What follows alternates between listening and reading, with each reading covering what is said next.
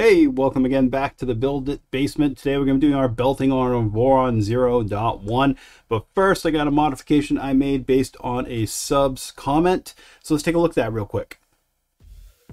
So that comment was from an individual that mentioned that I may want to rotate these AB drive motors so the wires are facing center. And sure enough, after looking into it a little bit further, these will basically slide down like that, be center. I had them going out towards this way so they could flow down that way, but the more common way is this way. So just make mention of that. And if you are building along, or if you need to make that modification, it's as simple as loosening up your 4 screws on your motors and just rotating them out so your wiring is where you need it. That being said, what are we doing today? Belt paths. So again, this is an LDO kit, came with belts. It came with 4 meters of the belts. These are 2G 6mm wide belts, 2GT I should say. And I've gone ahead and opened these up already. I will say that. So these are already opened up. But I just want to comment on the fact that this is more belt than you need. This is substantially more belt than you're going to need. So I've already opened this up. I've already cut it in half once. Some people say that there's double the amount of belt that you need here, but I only cut it in half simply to make it easier for me to belt the printer. That being said, if you've ever belted a Core XY printer, it's similar to doing it with others, but it's some weird paths that happen here because it seems more complicated than it needs to be. And honestly, it's you know, it's a path. It's a belt path that has its purpose. There's reason for it. Things are pulling and pushing at the same time. And that's what, you know, gives the printer its ability to print at high speeds. So there's a brief overview of what the path looks like. And let's see, what are they noting here for? They're noting basically you have an upper and a lower implementations and less intrusive, principle behind Core XY. Like I was saying, principle, the primary function and principle is the fact that it's a push-pull configuration. So you have belts that are pushing and pulling at the same time. It's kind of like a crisscross to a square box. It stops it from racking. You have a similar situation here with a Core XY machine where you don't have a single instance of anything happening at once. You have opposing forces that keep things together.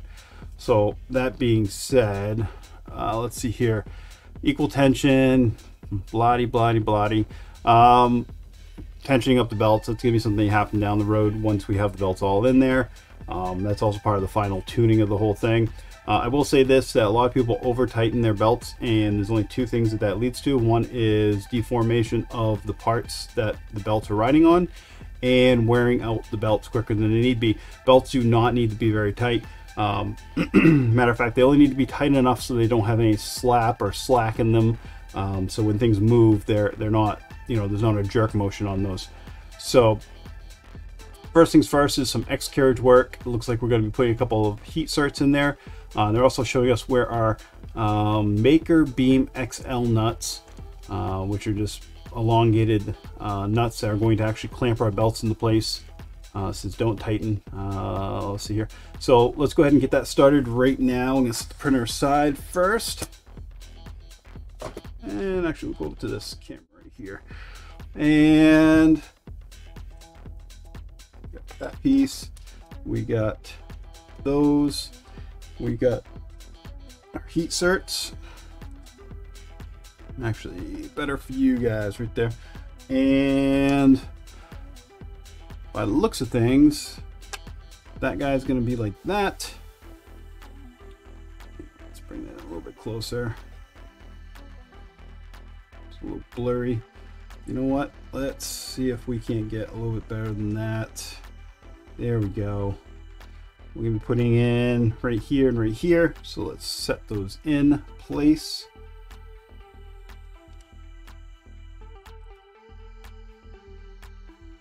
And my soldering iron right now is about 20 or so degrees cooler than it would be if I was extruding plastic. So that's kind of my frame of reference. I don't want quite as hot as what it would be if I was actually printing. So if you print at, say, 250, just saying, then you want to be around 230, 255, 235, etc., etc. So let's get these in real quick.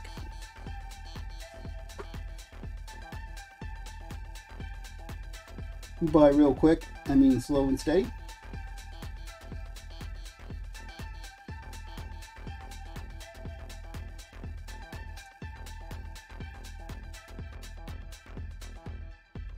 Definitely not a race with these. Now they're, what are they showing here? Okay, they're showing, so one thing to note right here, close attention right here. So you're actually gonna be well below this top section here because there's actually a rise. I'll show you here on mine, but there is a secondary bump that goes down lower. So you're actually gonna be flush with that, not with the top one. So good thing to note there. And let me get my, actually let me get this first one done, and then when I get the second one in, I will show you what that looks like.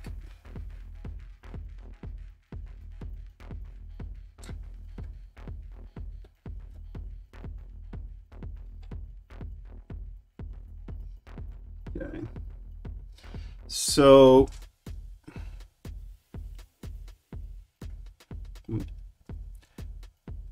hard with those close-up cameras, but basically you have a rise, really hard to show. You have a rise up top over here, and you have a section that's lower. You want to be flush with the lower section. So flush with this section, you'll be well below the back section.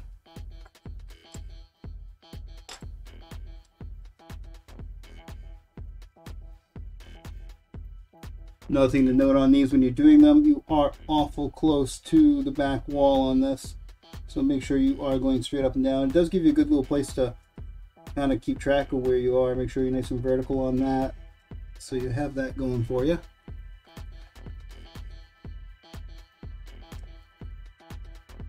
There we go. So should look something like that. And where are we at? Then we have one more that's going on the back side.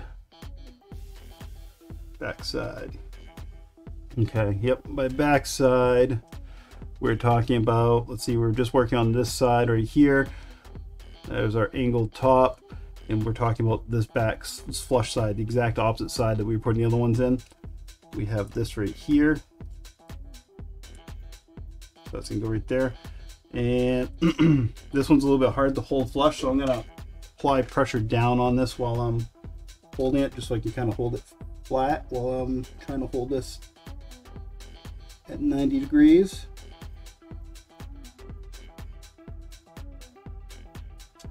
And that one's pretty standard, just one surface to deal with, and it's flush with that surface right there. All right. I believe that's all we're gonna need that for right now. So now we need some M3x8s. All right, grabbed a couple. One right there. One right there. And let's see here.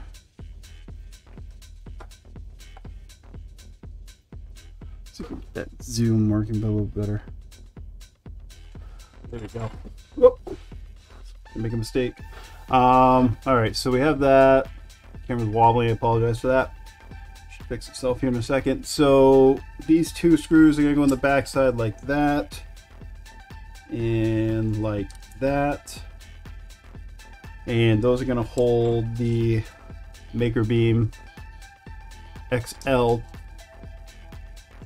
nuts, which are basically about 1.5 centimeter pieces of steel with a threaded cut in them. And these ones are kind of sloppy, to be honest with you. Yeah. It's gonna be hard to show that, but Not the prettiest in the world, huh? Oh, come on. Anyways, we can work with it. So these are going to be used to clamp those in. So I'm gonna put my fingers back here. And these have kind of a rounded side and a flat side. And I'm putting the flat side facing towards the screw, because that will be the side that we'll be doing the clamping.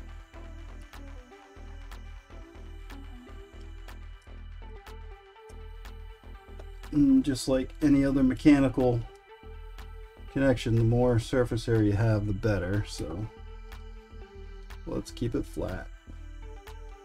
All right. It says to leave these loose.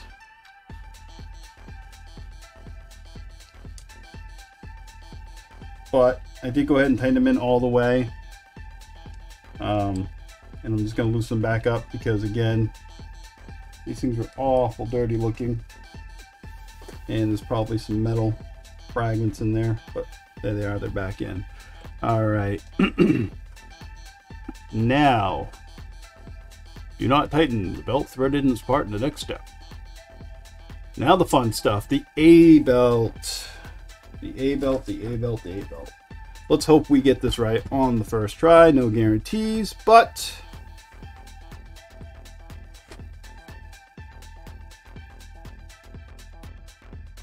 love those. So plan or angle of attack. I got an idea, and it's going to require a few zip ties. And the reason for those are I'm going to use those to hold my end in place while I pull my belts. So one thing I can tell you right now, just by looking at this, is that this belt right here, the only real marking, because in the drawing and the diagrams, these belts do not have their ridges in them. They do not have their teeth. So I do know that the teeth will need to intersect with the gear on the A stepper. So we can kind of judge from that it's going to go like so. So I'm going to take a good portion of it and try to figure out a way to do this so it's visible. And I'm probably gonna confuse the hell out of myself while I'm doing it. Let's see here. Now, we'll make note right now that the gearing on the stepper here for the A motor, see if I can find angle, is low. So it's not, this is the one that's upside down or right side up, depending on how you look at things. But that denotes that the fact that we're going to be relying on these lower idlers. So we know where our teeth are going. So let's just have at it, right? I mean, if we mess up, it's the worst that can happen. So I'm going to run this up here, kind of like a shoelace. So I just did this. And the reason for that is I don't want to sit here and try to pull it across the gear the whole time. I'm going to leave a loop. I'm going to leave extra slack up here that we can then, once we get to a point, we will pull that back and make it taut. So we know we're going to go out on the other idler. So I'm going to bring that this way.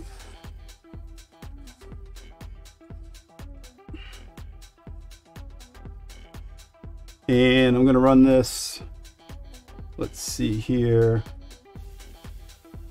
I'm going to run this forward all the way to the front idler. And then it is going to try to figure out a way to show this while we're doing it. This is going to then run. I'm going to try to put a slight kink in this for a second. Need a little bit of a kink on our belt. Kinky belt.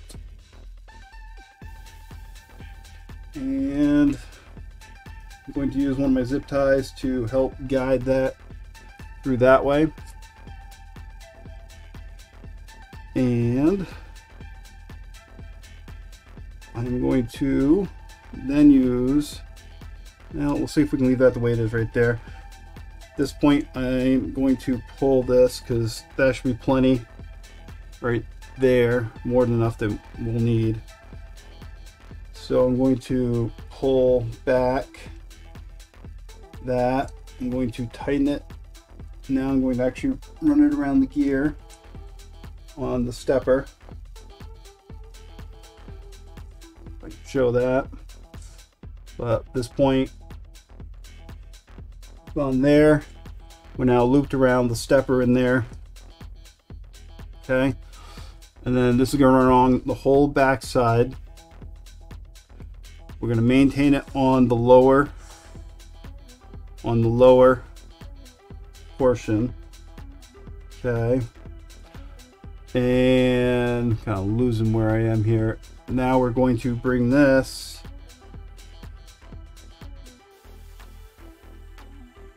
and they're not really showing this idler here, but we're going to bring it straight across this idler.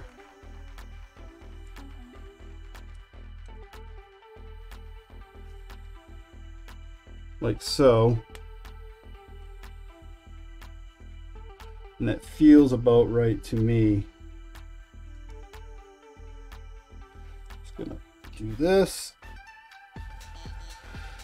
And then I'm going to bring these two together. And I'm going to put a zip tie on those.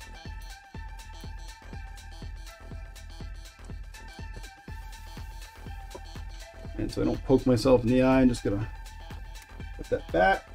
All right, so that's there. This is slack. Probably enough to run it again if I ever need to, which eventually you will. So that moves freely. It's moving this one stepper. Stepper's not wired into anything, so I can move this without worrying about anything. And there's slack on there right now, but the teeth are engaging. Everything's running fine. So 8 is A-okay, right? Yeah. All right, so, ooh, that's a good one. That's a good camera. Why not use this camera? Huh? All right, so that is our A belt. So we started by making a loop around here. We ran it up through, did not loop it around here, just left it slack. Brought it around, brought it all the way around here, left a piece here, and then came back, ran it around, back towards the front, over this way, and then I put a zip tie around it to hold it all. Got it? Get it? Got it? Good. All right, the B belt, the same, just different. Basically 180 degrees from what we just did. So, see if we do the same thing. Again, we'll tuck that away. Grab our other belt. And this time, we know, again, that we're, let's see here, going up and across this.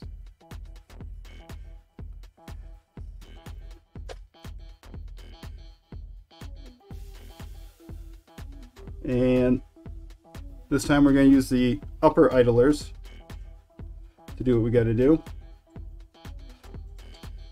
And again on this one, let's see if I can put a little bit of a bend in this real quick. Just a little, don't want to crease it or anything, but just enough so when I go to push it through,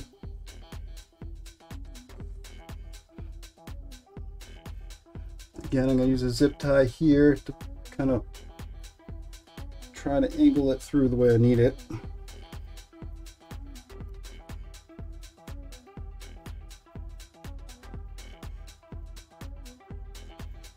Like that.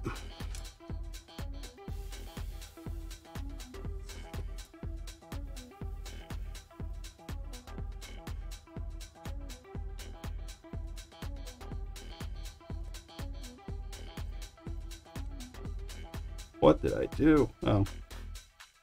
Yeah, what did I do? Oh, I see. Okay. There we go. All right. And we're going to pull this back a little bit. Just going to run this back and forth. It kind of got jammed up. Come on.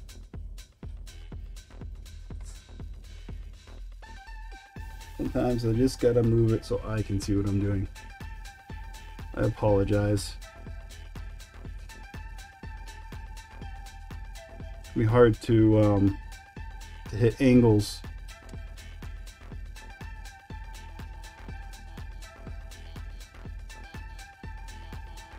All right, now I'm going to loop this. Looping this now around the motor where it wasn't before, the stepper. And grab some of that right like that, and then gotta make sure I keep this all in the same direction. You don't want to do a figure 8 twirl with your belts.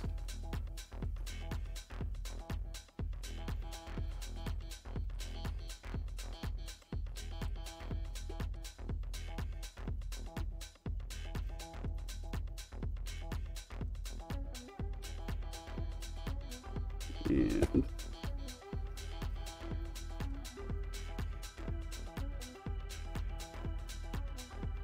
push that in like that. And I'm going to cross the whole back. Can't really see what I'm doing.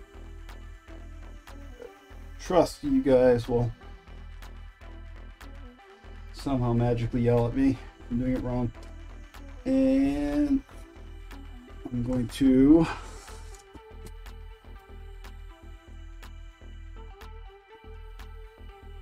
bring it through here.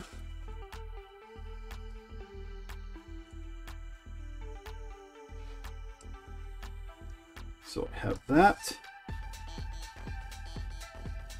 And then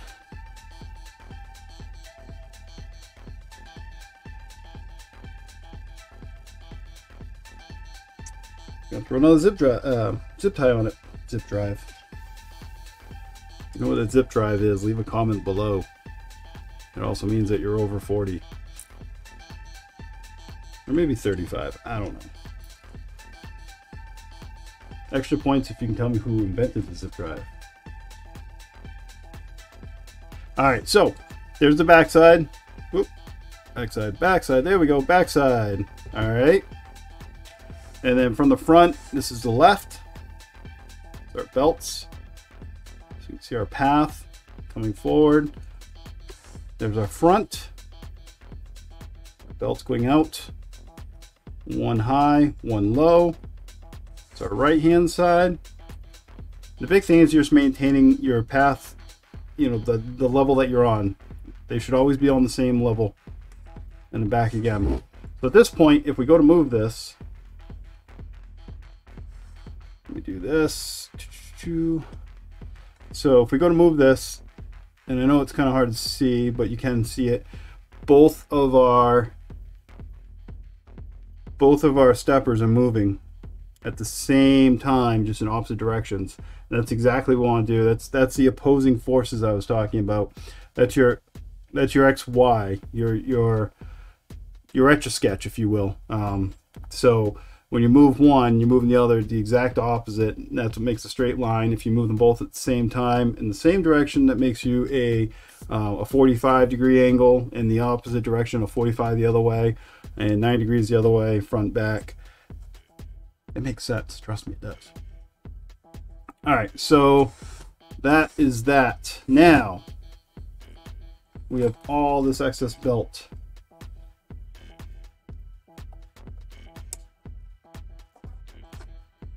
So where are we in the manual? We are putting on our X carriage. And it's kind of odd. They show us attaching the X carriage to the belts before attaching the carriage to the printer. Which I guess is fine, it just seems kind of odd.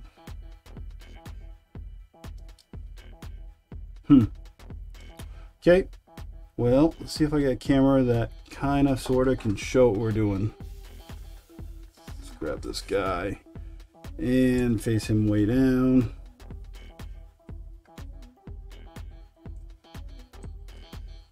Is that close enough? Should be good. All right, at this point, I know I got excess belts, so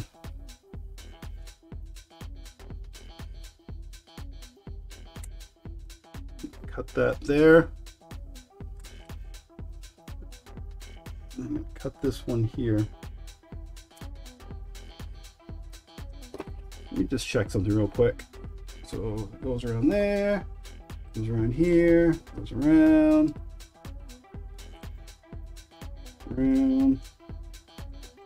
Yeah, probably got enough to do rebelting with that amount they give you. I think the original BOM calls for 3 meters. So yeah, kudos to LDO for giving you extra belts. All right, so how to approach this. So basically what's going to happen here is eventually this is mounting here, and our belts will be mounted to our mount for our tool head, our X carriage. And to do that, they got to pass through the back into the front.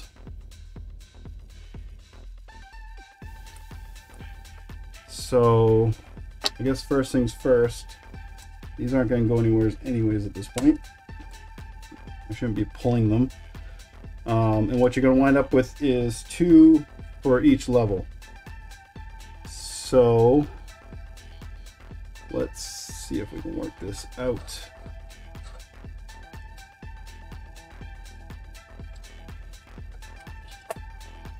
Fingers are too big.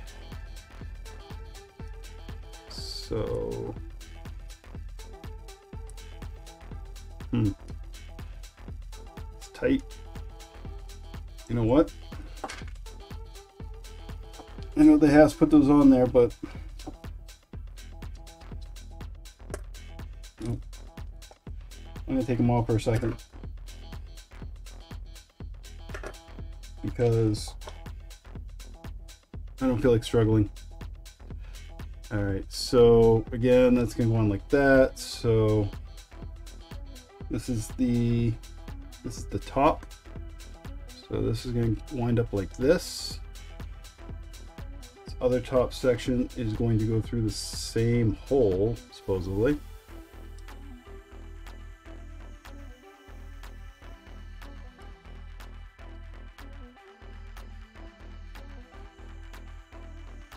Just barely. All right. Okay. I don't even know if you need any nuts to hold that down. That is tight. So there's that and that. Let's do the same thing with the bottom. First one's easy. Second one just barely makes it through. And again, while you're doing all this, I guess the biggest thing is just make sure you don't twist up your belts, because you're gonna have to work your way backwards if you do.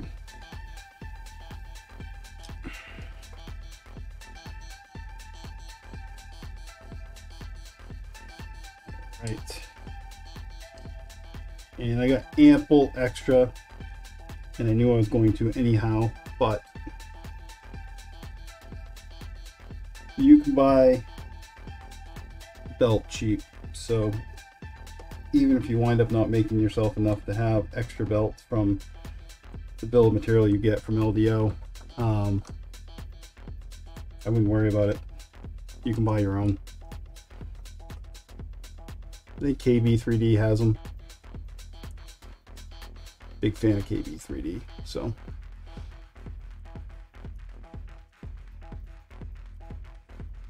Amazon, those places. All right, let's see now if we could squeeze that. Wow. Put that on. Yep. All right. So that one's semi on there. And let's see if we can get number 2.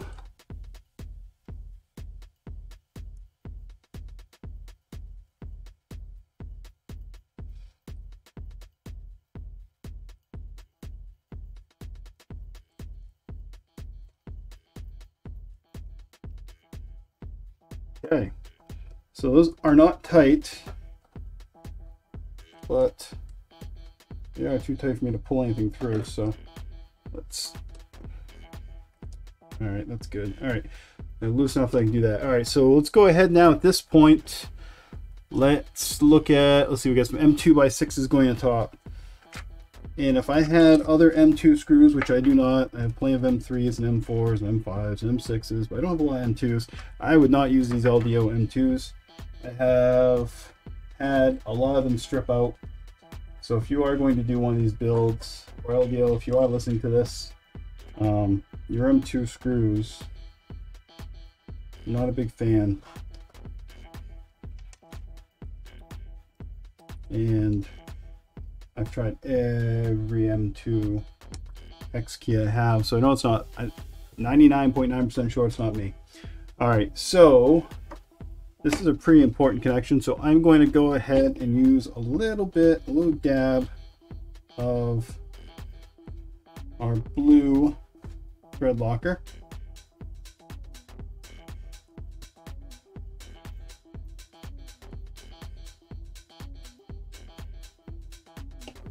That good stuff. And basically we're going to line up our screws. Oop.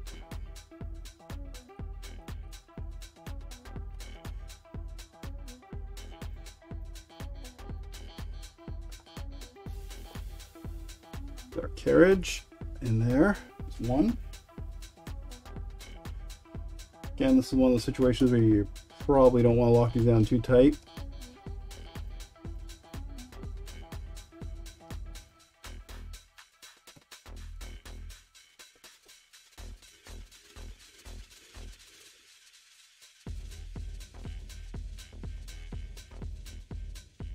Okay. Grab a little paper towel here, clean my fingers off, get a little blue on them. All right, and let's see here. Let's zoom in a little bit. So let's see, run the belts first, install the belts. Let's see, make sure we don't skip anything here. Then they want us to do tensioning. Okay, so let's finish up with this. So I'm going to tighten these down decently. Nothing huge, just enough. Kind of suspect there. These are button head screws that they're calling out, but this flat surface looks like there's something that's going to sit on that, but I have a little bit of a button head screw sticking up there, so it's kind of odd questioning that. All right, so these belts right now, right here, this well, can't see that, can you? This right here should be your floppiest point. It's your longest point, and it's furthest away from where I'm currently tensioning it. So I'm going to go ahead and give these a slight pull,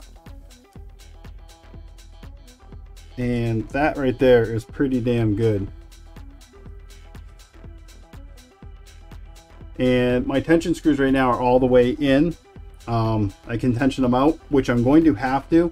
So my suggestion on this, when you are building your printer for the first time and you're doing your belts, is to not over tighten them, but tighten them to a point where they are taut, where you think they should be. Do not use your tightening adjustments until you need to. And the reason for that is probably about, I don't know, 6 or 8 hours into printing, you're going to want to retighten these belts. And if you've already used up all of your tensioning for your belts, you're gonna have to re-pull your belts and retighten them manually before you can do anything else. So make them as taut as they need to be, as close as possible, before you use your tensioners to tighten your belts.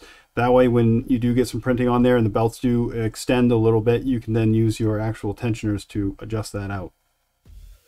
All right, so at this point, I'm going to go ahead and I'm going to tighten up our special super duper clamps, whatever they called them.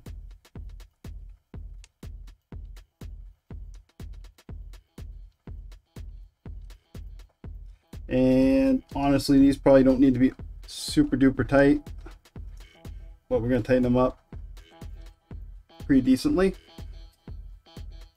The reason I say they don't need to be super duper tight is because I mean, they're coming off there at a 90-degree angle. They're going behind something. They're pretty rugged. All right, so let's talk about the XY thing again that we were talking about before. And now you can kind of see it better because the carriage is on here. So I'm going to hold the this. We're going to go back and forth, and we can see. Let me see here.